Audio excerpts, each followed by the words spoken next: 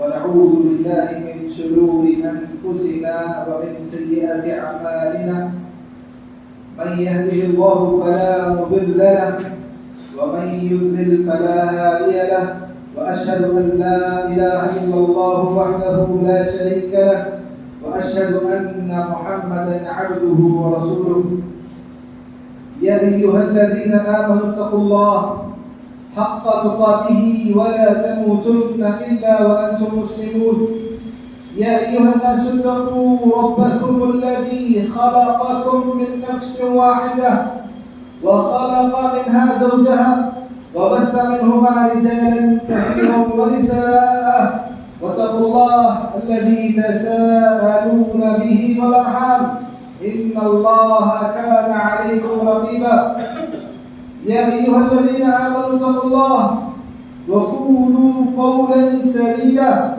يصلح لكم أعمالكم ويغفر لكم ذنوبكم ومن يطع الله ورسوله فقد فاز فوزا عظيما أما بعد فإن خير الحديث كتاب الله وخير الهدي هدي محمد صلى الله عليه وسلم وشر الأمور محدثاتها وكل محدثة بدعة وكل بدعة ضلالة وكل ضلالة في النار وقال تعالى يا أيها الذين آمنوا اتقوا الله ولتنظر نفس ما قدمت لغد واتقوا الله إن الله خبير بما تعملون رب اشرح لي صدري ويسر لي أمري واحلل عقدة من لساني يفقهوا قولي.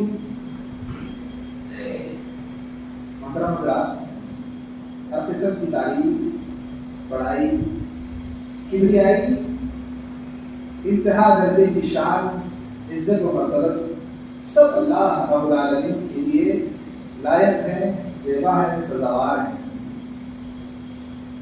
درود و سلام ہو تمام انبیاء علیہ السلام پر، خصوصاً پیارے نبی صلی اللہ علیہ وسلم پر، جو اللہ تعالیٰ کی جانب سے آخری نبی اور آخری رسول ہیں، جن پر اللہ تعالیٰ نے قرآن کریم نازل فرمایا اور آپ کے ذریعے سے امت کو یہ پیغام دیا کہ ایک اللہ کی عبادت کی جائے، اللہ تعالیٰ کے علاوہ کسی اور کی عبادت نہ کی جائے. پیارے نبی صلی اللہ علیہ وسلم نے ہمیں اللہ کے پیغامات پوری امانت داری کے ساتھ بتانے کے ساتھ اس پر عمل کر کے دکھائے. صحابہ کرام نے آپ صلی اللہ علیہ وسلم سے سیکھا، سمجھا اور اپنے بعد والوں کو بتایا. خطبہ مسنونہ کے بعد جو آیت کریمہ آپ حضرات کے سامنے تلاوت کی گئی، اس پر آپ غور کریں. یا ایھا الذین آمنوا اتقوا اللہ، اے وہ لوگوں جو ایمان لائے ہو، اللہ کا تقوی اختیار کرو. وَلْتَنْظُرْ نَفْسٌ مَا قَدَّمَتْ لِغَدٍ، اور ہر ایک نفس یہ دیکھے کہ اس نے کل کے لیے کیا تیاری کی ہے، کل کے لیے کیا سامان بھیج رکھا ہے. وَاتَّقُوا اللَّهَ إِنَّ اللَّهَ خَبِيرٌ بِمَا تَعْمَلُونَ، اور اللہ کا تقوی اختیار کرو، اور اللہ تعالیٰ ہر چیز کی خبر رکھنے والا ہے. محترم حضرات، اس آیت پر آپ غور کریں، آپ کو اندازہ ہوگا کہ اللہ تعالیٰ نے اس آیت میں بات تقوی سے شروع کی ہے اور اختتام بھی اللہ تعالیٰ نے تقوی پر کیا ہے. اللہ نے کہا اے وہ لوگوں جو اللہ پر ایمان رکھتے ہو، اللہ کا تقوی اختیار کرو. پھر آخر میں اللہ نے کہا اللہ کا تقوی اختیار کرو، اللہ تعالیٰ ساری باتوں کا خبر رکھنے والا ہے. ان دونوں تقوی کے پیغامات کے بیچ میں اللہ تعالیٰ نے ایک پیغام دیا. اللہ نے کہا وَلْتَنْظُرْ نَفْسٌ مَا قَدَّمَتْ لِغَدٍ. یہی پیغام آج کے ہمارے صحبے کا اصل موضوع ہے. اللہ عز و جل نے کہا کہ ہر نفس انفرادی طور پر کل قیامت کے دن جو حساب اور کتاب قائم ہوگا، اللہ تعالیٰ بندوں کو ان کے اعمال کا بدلہ اور جزا دے گا. اس دن کی تیاری کے لیے تم نے کیا سامنے پیش کر دیا؟ تم نے اس دن کی تیاری کے لیے کامیاب بنانے کے لیے تم نے کیا اعمال بھیج رکھے ہیں اس پر تم فکر کرو. وَلْتَنْظُرْ نَفْسٌ مَا قَدَّمَتْ لِغَدٍ. اللہ تعالیٰ نے کہا. علامہ ابن قیم رحمہ اللہ اس آیت کے حوالے سے بتاتے ہیں کہ انسان کو چاہیے کہ وہ اپنے نفس کا حساب اور کتاب کرے, وہ اپنے نفس کا محاسبہ کرے, وہ اپنے نفس کے بارے میں یہ سوچے کہ وہ کیا عمل کر رہا ہے, کیوں عمل کر رہا ہے, اس عمل کا اس کو کیا فائدہ ہوگا. اور ایسے بہت سارے اعمال جو انسان کرتا ہے کہیں وہ عمل اس کے لیے آخرت میں خسارے کا سبب نہ بن جائے. تو انسان کو چاہیے کہ وہ اپنے عمل کی طرف اس کی نگاہ رہے. ابن قیم رحمہ اللہ بتاتے ہیں اس آیت کی تفسیر میں کہ یہ آیت اصول کا درجہ رکھتی ہے, یہ آیت وجوب پر دلالت کرتی ہے کہ انسان اپنے اعمال کا محاسبہ کرے, انسان اپنے نفسوں کا محاسبہ کرے کہ وہ دیکھے کہ وہ کتنے پانی میں ہے. کل مر کے جا کر اللہ کے سامنے جواب دہ ہونا ہے. میں اور آپ یہ بخوبی جانتے ہیں کہ ہم کو اس دنیا سے رخصت ہونا ہے. اس زندگی کو موت کے گلے لگنے کے بغیر کوئی چارہ نہیں ہے. یہ دنیا فانی ہے, یہ قائم رہنے والی نہیں ہے. یہاں سے جانا طے ہے, اس پر ہمارا ایمان ہے, لیکن یہاں سے جانے کے بعد ہمارا کیا معاملہ ہوگا. اللہ تعالیٰ ہمیں واپس سے قبروں سے اٹھائے گا, حساب اور کتاب کرے گا. ایسے حساب اور کتاب کے موقع پر یہ دنیا کی زندگی جس کو موسم العمل کہا جاتا ہے, یہاں عمل کرنے کا اللہ تعالیٰ نے موقع دیا ہے. اس موقع سے فائدہ اٹھا کر جو بندوں نے عمل کیا وہی عمل ان کو اگلی زندگی میں کام آئے گا.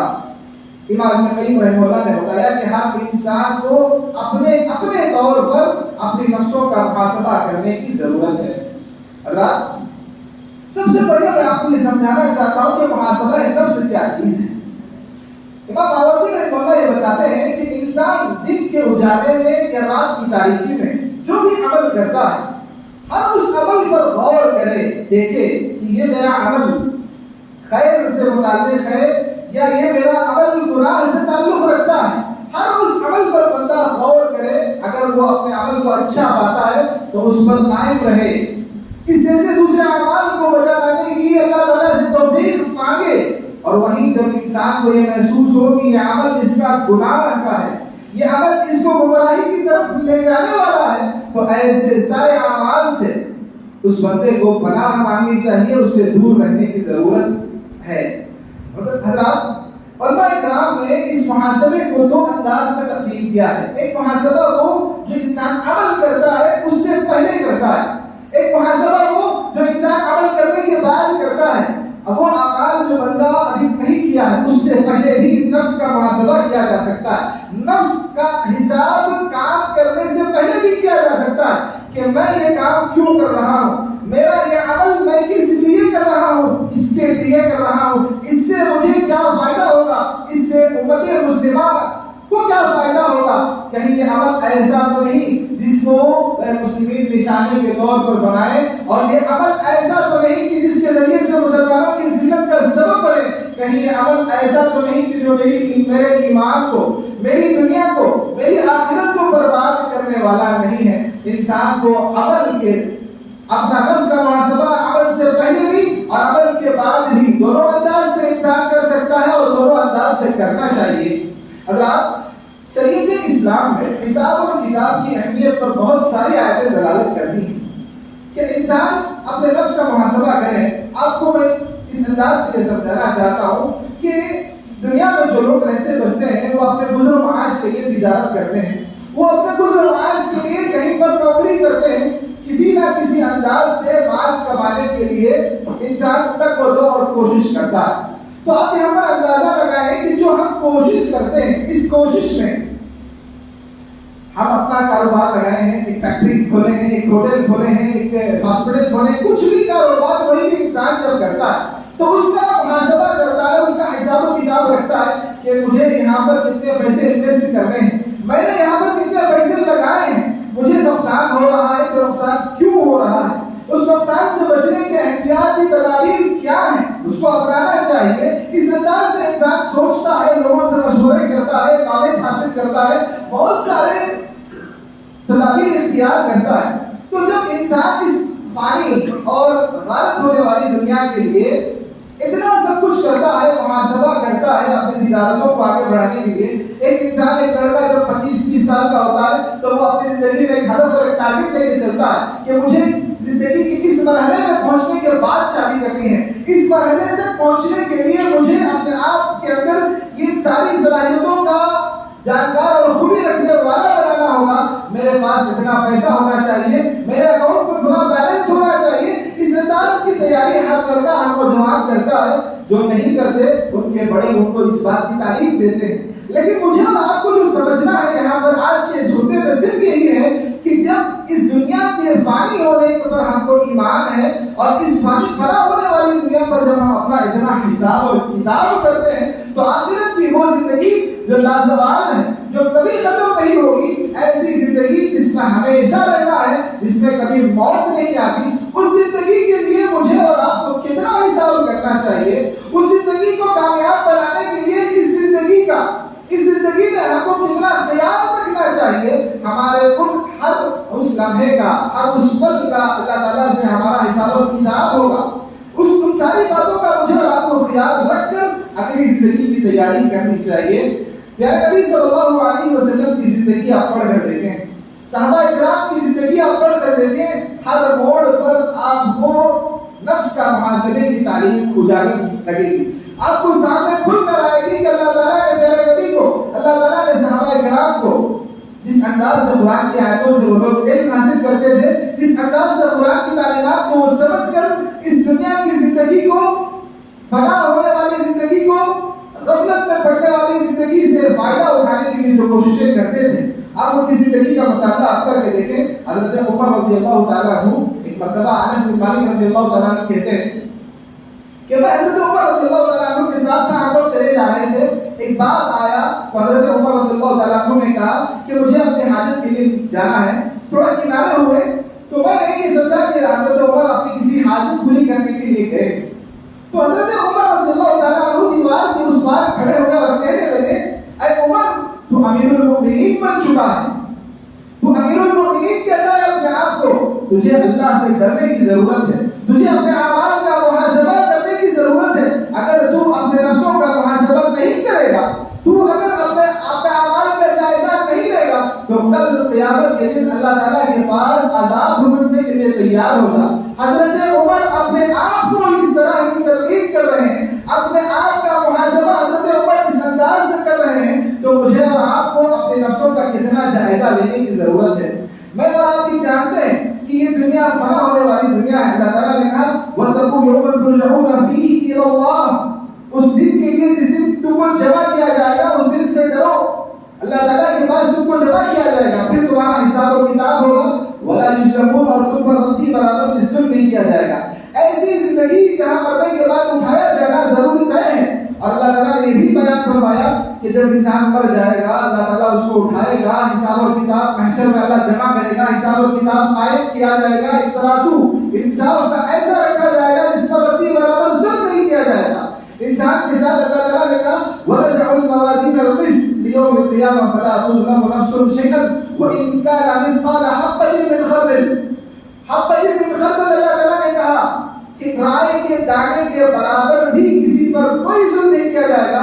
آپ کا چھوٹے سے چھوٹا عمل، بڑے سے بڑا عمل، آپ کا بہت بڑا عمل، آپ کا انتہائی چھوٹا عمل، چھپا ہوا عمل، آپ کا لوگوں کے سامنے کھلے انداز میں کرنے والا عمل، سارے کے سارے اعمال اللہ کے پاس کھل کر سامنے آنے ہیں. تو جب یہ اعمال سامنے آنے ہیں اس کے علاوہ اس کا کوئی اس بات پر مجھے اور آپ کو یقین ہے یہ اعمال سامنے آئے بغیر نہیں رہ سکتے. تو جب آنا طے ہے تو مجھے اور آپ کو اس حساب اور کتاب کی فکر کرنے کی بھی ضرورت ہے.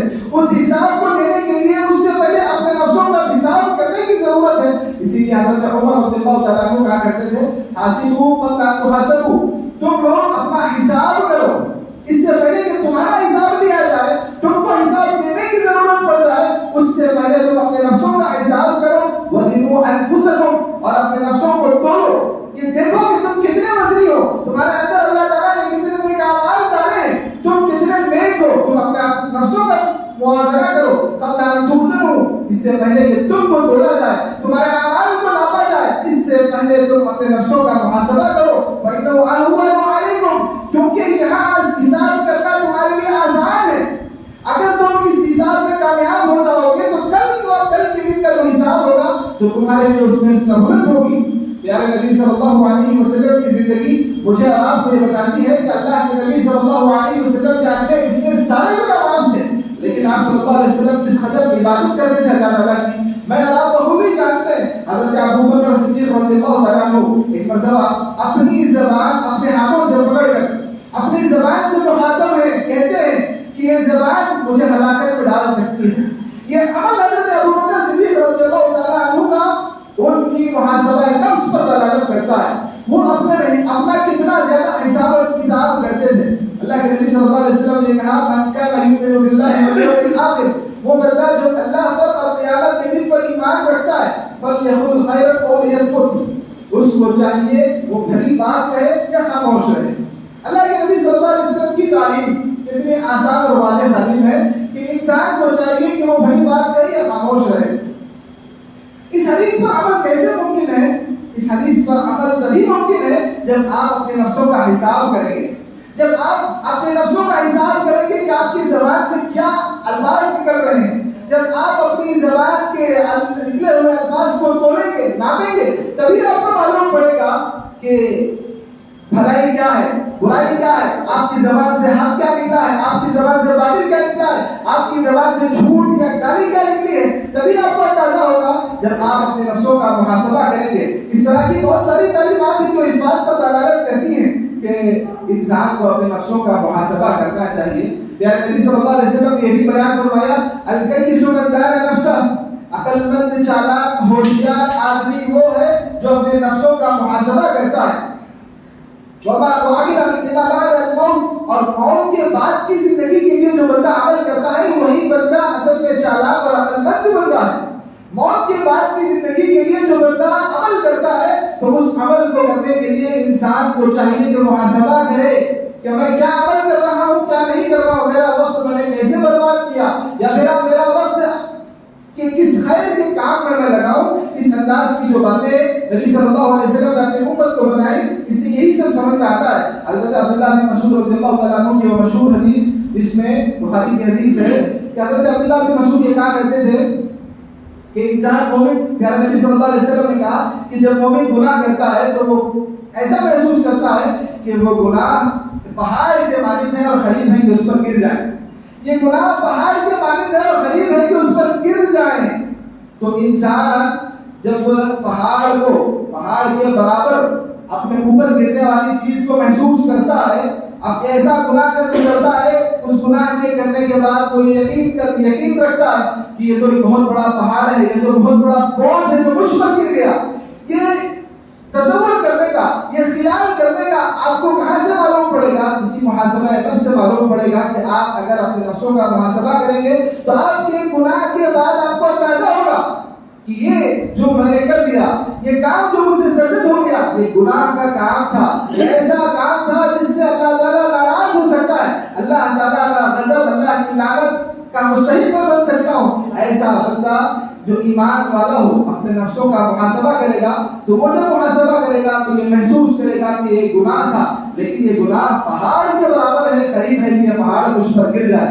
لیکن وہی انسان جب محاسبہ نہیں کرتا، اپنے گناہوں پر آسانی برتتا ہے، تو وہ یہ کرتا ہے کہ ایسا محسوس کرتا ہے کہ گناہ تھا.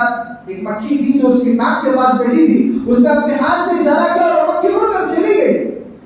تو یہ مکھی کا اڑ کر چلے جانا یہ علامت ہے، یہ دلیل ہے اس بات کی کہ انسان گناہ کو گناہ نہیں سمجھتا. انسان گناہ کو گناہ اگر سمجھے گا، گناہ کو گناہ اسی وقت مانے گا جب وہ اپنے گناہ کے اوپر حساب اور کتاب کرے گا. وہ یہ دیکھے گا کہ یہ میں نے جو کام کیا ہے یہ خیر سے متعلق ہے، یہ گمراہی سے متعلق ہے، یہ شر سے متعلق ہے. یہ جب دیکھے گا تبھی اس کو اندازہ ہوگا. میری اور آپ کی زندگی اس انداز سے گزرتی ہے. میں اور آپ اس بات سے زیادہ واقف ہیں کہ ہم اپنی نفسوں کا محاسبہ دور دور تک نہیں کرتے. ہماری عمر 30 50 40 سال کی ہوتی چلی جا رہی ہے، لیکن کبھی ہم نے اس بات کی طرف توجہ دی کہ ہم سے کیا اعمال سرزد ہو رہے ہیں. ہمارے دل اللہ تعالیٰ کے کہیں ہمارے دلوں میں اخلاص کتنا مضبوط ہے.